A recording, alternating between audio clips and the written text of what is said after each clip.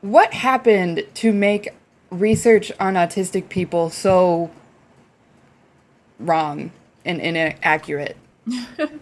I mean, we were never like a part of research, right? Like, and it happens with a lot of different like disabilities in research. Like, and I think more recently now, it's even like for a lot of other completely different disabilities, it's getting more common to like meet the people who you're trying to help and like listen to the community and get feedback. And I feel like with autism, it's just even further behind than that because there's all these assumptions about like autistic people being able to communicate or and also the other thing is like the whole theory of mind thing, right? It's like, oh well, they don't understand or they can't understand other people's views or if they can't speak then they must have a low IQ because that was a huge thing. It still is a huge thing.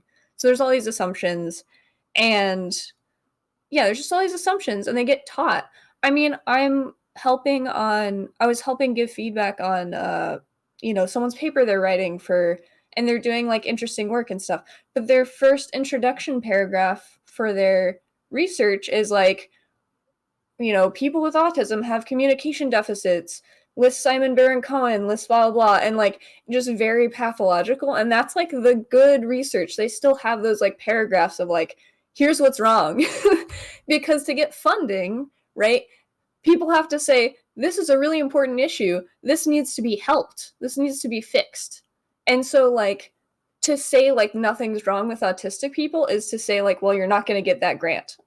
like like there's been people who are pro neurodiversity who've tried to publish with identity first language and the editors changed everything to person first language without even asking the researcher.